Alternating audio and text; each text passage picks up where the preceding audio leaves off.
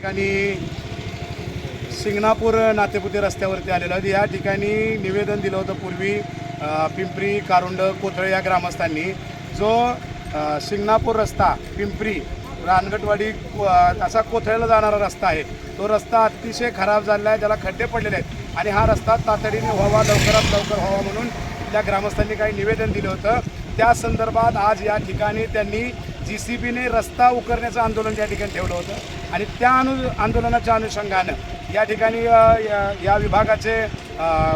जिल्हा परिषद सदस्य सन्माननीय गौतम बाबा आहेत आणि विविध गावातील लोक या ठिकाणी आहेत। तर आपण या ठिकाणी जे आंदोलनासाठी ज्यांनी प्रयत्न केले, जे धडपडत होते, ते सन्माननीय माजी सरपंच नानासाहेब राणे सर या ठिकाणी आपण त्यांना विचारू की आजच्या आंदोलनामध्ये आपण या ठिकाणी कशा पद्धतीने आंदोलन झालं आणि शासकीय याच्याकडून आपल्याला काय याच्या ठिकाणी शब्द दिला, हे आंदोलन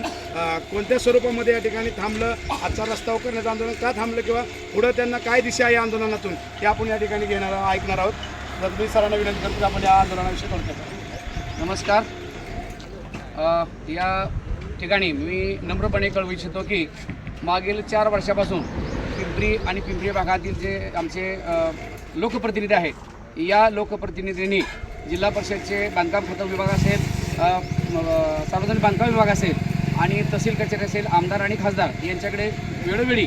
निवेदनं देऊनही आमचा जो अत्यंत महत्त्वाचा रस्ता आहे शिखर शिंगणापूर रोड ते करचे पाटी पिंपरी गाव कारोंडे फाटा ते कोथळे, हा रस्ता अत्यंत महत्त्वाचा आणि कायम मोर्गाचा रस्ता आहे, लोकांच्या रोजच्या गरजेचा रस्ता आहे। तो रस्ता खड्डे पडलेले आहेत आणि रस्ता वाहतुकीला अजिबात बरोबर आले नाही, म्हणून अद्याप 4 वर्षामध्ये तो रस्ता दुरुस्त न केल्यामुळं आम्ही 28 मार्च 2026 रोजी माननीय जिल्हाधिकारी जे जिल्ह्याचे प्रमुख असतात त्या जिल्हाधिकारी आणि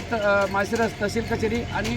नातेपुते पोलीस स्टेशन यांना निवेदन दिलं होतं की मागील 4 वर्षापासूनची आमची मागणी शासनानं विचारात घेतली नाही तर आम्ही हा नातेपुते शिंगणापूर जो रस्ता आहे तो रस्ता बंद करू आणि बंद करून JCB उकरू, हा निवेदनात आम्ही नमूद केलं होतं। तथापि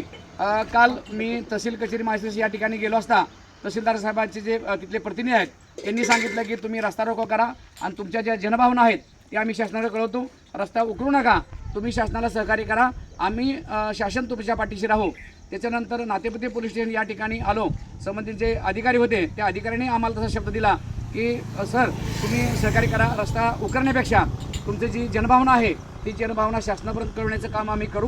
जेणेकरून तुमचा रस्ता हा लवकरात लवकर दुरुस्त होऊन लोकांची अडचण कशी दूर होईल आणि लोकांचा प्रवास कसा सुखकर होईल अशा प्रकारचा शब्द आम्हाला नातेपुते पोलीस स्टेशन यांनी त्या ठिकाणी दिला की तुमच्या जनभावना आम्ही शासनाला कळवू आणि तो रस्ता लवकरात लवकर पूर्ण करण्याची आपण जबाबदारी घेऊया। त्याप्रमाणे आज तहसील कचेरी माळशिरस यांचे प्रतिनिधी आले, या भागाचं ज्यांनी नेतृत्व जिल्हा परिषदेच्या माध्यमातून करतायत ते आमचे गौतम बाबा आले आणि आबांनी सकाळपासून आमदार असतील, खासदार असतील किंवा बांधकाम खात्याचे अधिकारी असतील, जिल्हा परिषदेचे बांधकाम खात्याचे विभाग असतील, प्रत्येकाला फोन करून या काम कोणत्याही परिस्थितीत लवकरात लवकर घ्या, जनभावना अतिशय तीव्र आहेत, जर रस्ता हा तुम्ही लवकरात लवकर कोणत्याही निधीतून तो रस्ता पूर्ण करा, अन्यथा मी या आंदोलनात सहभागी असून या लोकांच्याबरोबर मी अशा प्रकारचा शब्द या ठिकाणी या लोकांना दिला। आज या ठिकाणी हे तहसीलचे प्रतिनिधी आले, त्यांच्याकडं निवेदन देऊन पोलीस स्टेशन आणि आबासाहेबांच्या नेतृत्वाखाली आम्ही हे या ठिकाणी त्यांच्या माणसांना हा आमचं निवेदन थांबवतो। आपल्याला तशा पद्धतीचं हा रस्ता हा बांधकाम विभागाकडे येतो आणि याला सर्वस्वी बांधकाम विभाग जबाबदार असतो। बांधकाम विभागाने आपल्याला या आंदोलन स्थगित करण्यासंदर्भात लेखी पत्र काय दिलेलं आहे का? नाही, तसं पत्र दिलेलं आहे, पण म्हणजे यांच्याकडे पत्र दिलेलं नाही, त्यांना फक्त तोंडी आश्वासन दिलेलं आहे। तहसील आणि पोलीस प्रशासनानं त्यांची भूमिका असते की यामध्ये लोकांना कुठलीही अडचण नसावी आणि अडचण होऊ नये म्हणून त्यांनी त्यांचं काम केलं, त्यांनी तुम्हाला हे केलं, तुमच्या भावना पोचवल्या, परंतु या आंदोलनामधून कुठल्याही लेखी ठोस आश्वासन बांधकाम विभागानं त्या ठिकाणी दिलेलं नाही। तरीही जनतेने या ठिकाणी हे केलेलं आहे की आपलं आंदोलन स्थगित केलेलं आहे आणि यानंतर मी एक विशेष अभिनंदन मानतो की इलेक्शनच्या काळामध्ये आबांनी त्या ठिकाणी याच मार्गावरून जाणारा जो रस्ता आहे तोच रस्ता पुढे रानगट वस्ती करून पुन्हा त्या रस्त्याला येण्यासाठी आबांनी शब्द दिला होता की तो आम्ही करू आणि तो आता आबांनी मला पत्र दाखवलं की तो मंजूर करून 10 किलोमीटरचा रस्ता त्या ठिकाणी